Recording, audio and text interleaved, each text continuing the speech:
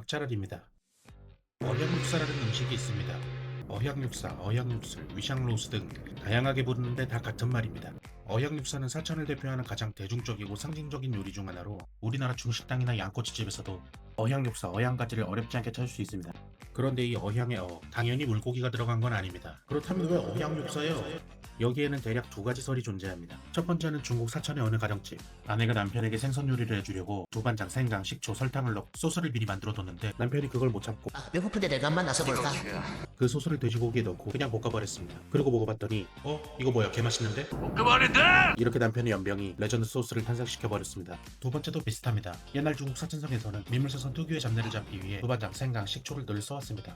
어느 날 그냥 그 소스를 그냥 고기에 그냥 써봤는데 근데 이게 당연히 또 너무 맛있었습니다.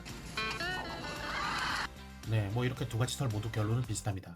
그냥 해봤는데 겁나 맛있었다. 어쨌든 굉장히 대중적이고 맛있는 요리라는 건 분명한 사실입니다. 그래서 오늘은 이 어향육수의 어향소스를 소꼬리와 결합시킨 이름하여 어향꼬리를 만들어 보겠습니다. 이 어향소스가 만드는 사람마다 색도 맛도 다 다르기 때문에 중국과 한국의 레시피를 참고하고 중국에서 잠깐 동안 야인으로 살며 공부했던 시절 직접 먹어봤던 기억까지 살려서 만들어 보겠습니다. 우선 소꼬리 1kg를 준비합니다. 소꼬리는 우선 핏물을 빼줘야 합니다. 꼬리가 잠길 만큼 물을 붓고 핏물 빼는 시간은 여러 의견이 있는데 그냥 3시간 정도면 적당하다고 봅니다. 이렇게 핏물을 뺀 소꼬리는 한번 데치는 과정을 거쳐야 합니다. 잡내를 날리고 불순물을 제거하는 필수 과정입니다. 데칠 때는 뭘 넣냐면 저는 생강이랑 간장을 넣고 데칩니다. 이렇게만 해줘도 대부분의 잡내는 사라집니다. 만약 이렇게 했는데도 잡내가 너무 심하면 그건 그냥 상한 거예요. 먹지 마세요. 너 시커 못 먹어? 끓는 물에 소꼬리를 넣고 15분 정도 데친 후 흐르는 물에 깨끗이 씻어줍니다. 이제 본격적으로 삶아보겠습니다. 아까 초반에 넣었던 간장을 똑같이 넣고 삶아줄 겁니다. 간장을 넣고 삶으면 고기 자체에 간장향이 은은하게 배어들면서 나중에 어향소스로 훨씬 조화로운 맛을 냅니다. 많이 넣는 게 아니라서 짠맛이 과하게 배진 않으니 걱정 안 하셔도 됩니다. 생강과 간장 넣고 데친 후 씻어내기, 그리고 다시 간장 넣고 본삶기까지 마치면 더 이상의 잡내는 없어요. 물이 팔팔 끓기 시작하면 20분 정도 삶고 중불로 줄여서 2시간 30분 더 삶아줍니다.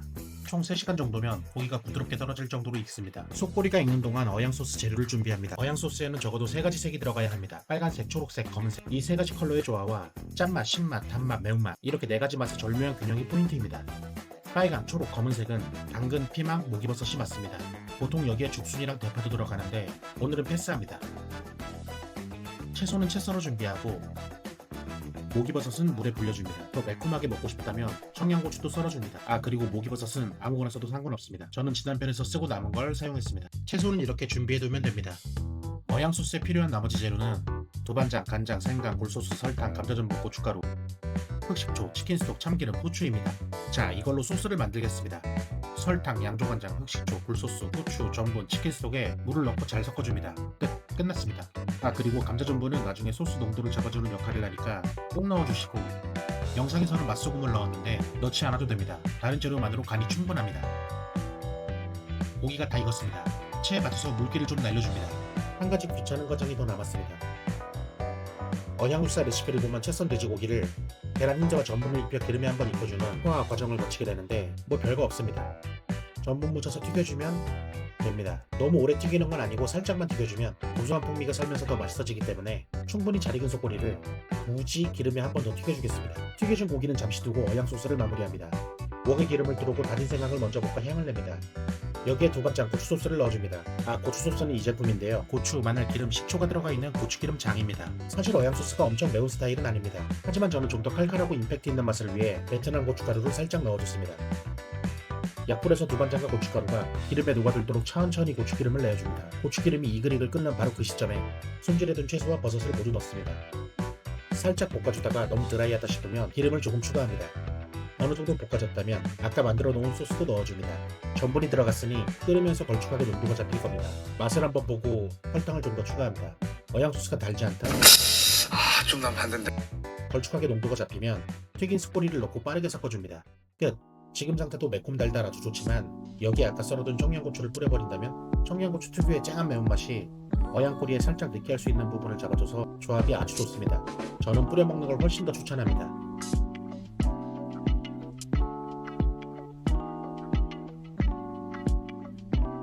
꼬리 다 먹고 남은 소스는 밥이랑 비벼 먹어도 진짜 맛있을 것 같습니다.